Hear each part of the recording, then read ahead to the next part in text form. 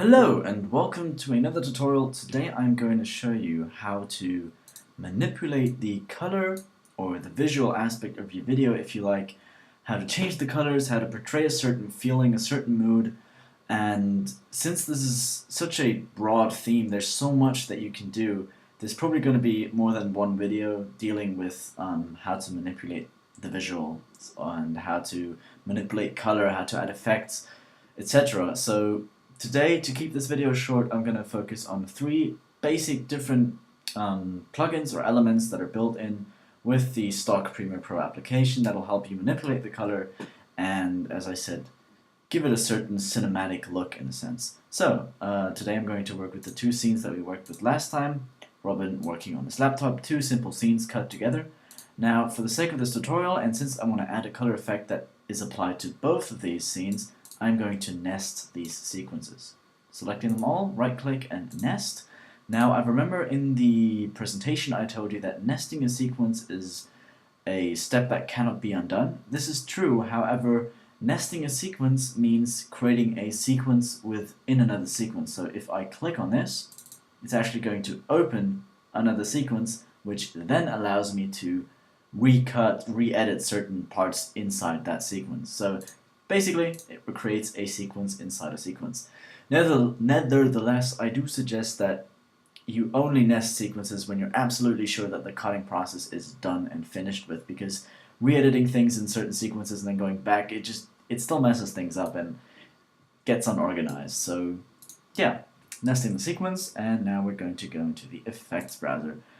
Just keep in mind, on the laptop, it's kind of a short workspace, so if you have it like this and you're kind of like having to navigate through like this, you can actually sort of position all your workspace by just dragging on these lines, if that helps you, to arrange it just to your personal preference and the way that allows you to work most efficiently. Okay, so we go into the effects panel and we have these folders here. Mine is obviously in English, but on the laptops I do know it's in German, so we go into video effects, click on this, and now we're presented with a variety of folders dealing with adding certain tools, certain effects, certain elements to your video. So we want to color correct our scene here, so we click on the color correction, and as I said, I'm going to focus on three main plugins, or whatever you like to call these Lego block looking like things. Yeah, obviously you can experiment with all of these. If the name fancies or you want to know what it is, it's always best to experiment, because that's the best way to learn things. Yeah, I'm going to focus on three things. Today I'm going to focus on the brightness and contrast, which is going to be the first thing and one of the most basic elements of color correcting a sequence, as the name already says. Up here, if we go to our effects controls, obviously we need to have selected our sequence. We go to effect controls. We have, under video effects, we have the brightness and contrast effect added, simply dragging this on, and then it pops up over here. Now you might be wondering, there's other elements that are already added. Now these are stock effects, if you like, or options that are added with every movie file that you put into Premiere Pro. And yeah, since this is dealing with color, I'm not going to go into further detail on these.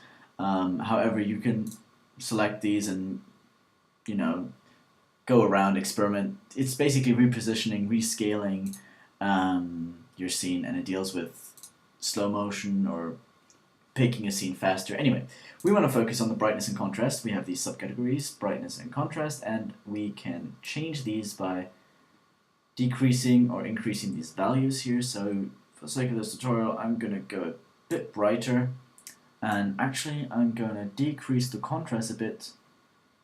Yeah. Never mind. This doesn't have to look good. Obviously, you can spend a lot longer on this than I will. Okay, so we've added the first effect, we've added the brightness, we've decreased the contrast, and now we want to go into actual color manipulating. So, second effect I'm going to show you is the color balance. What the color balance does is it gives you all these values here that deal with the shadow, the midtone, and the highlight of the red, green, and blue that is shown in your movie file. So, best way to find out what fits best is to just change these values and at the same time look at how they affect the visuals. So I like to change every single value by just looking at the sequence itself and deciding how I like to have it. So I want to give it this sort of, I don't know, blue reddish style in a sense, and I want to keep it at that. Actually, I'm fine with this. As you see, it already looks a bit more, I don't know, it gives it this sort of, in a sense, a bit of a vintage style. Actually, it makes it look like a bit of an older movie in a sense. And if I click on the FX icon here, I can see how the color actually affects the overall image. So I'm gonna tweak it a little more by decreasing the red values a bit and keeping that.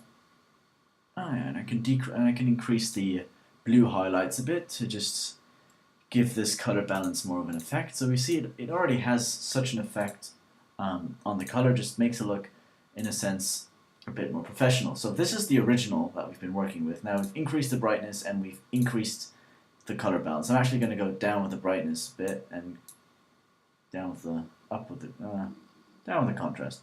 Doesn't matter. You can spend a lot longer than I do, obviously. I usually spend hours and hours trying to get these values right, and I work with a lot other plugins and stuff to just get the perfect image that I want. But just looking again, it just has such an impact on your visual. Okay, so the third thing we're going to go into are the RGB curves.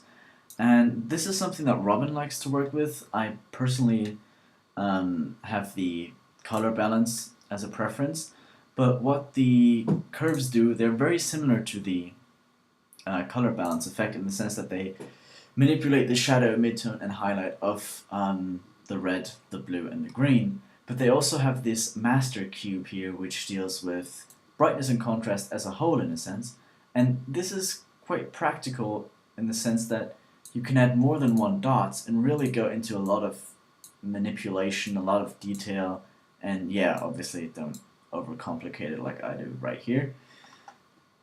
Let's see, we undo that, please. Okay. Yeah, so I can go in a lot more depth here. I can decrease the red a bit, make it look a bit. Yeah, I can actually increase the blue a bit. No, not really. Don't want to do that. It's really one or the other. I do not suggest using both of these actually because they do intertwine in a sense, and it's basically up to personal preference. But these are the three basic things that manipulate color: the curves, color balance, and brightness and contrast. There are a lot more, obviously. You can just, by dragging anything in, it'll pop up down below, and then you can see how you can, increase, decrease certain values. This doesn't seem to have any effect. Oh, okay, yeah.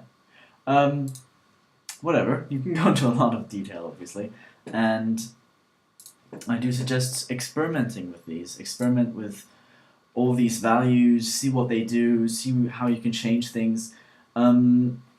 Just a suggestion is to not overdo it in a sense, The mistake I've made a lot of times is I use effects and I think, oh, they're so cool, I really want to do this, and then in the end, the image is so much away from a realistic looking quality movie in a sense that I just totally overdo it. So I do suggest keep it small and add little values, change it little. So basically these two effects even, they're already enough to give the image this sort of cinematic look, really. This is it without, and this is it with. It just, to me, it changes so much with so little. So anyway, this was a tutorial on how to change the colors. In a sense, there's going to be a lot more tutorials coming up that will deal with adding effects, adding different tweaks here and there, and Robin is also going to publish a video soon that will deal with how to properly export your video, because there's a lot of options to consider when it comes to exporting a video from Premiere Pro or even After Effects. It all comes together in a separate encoder, and it is a complex thing to do. So keep in mind that before exporting your video, do check out that other video that we'll be publishing as well. So anyways, Merry Christmas.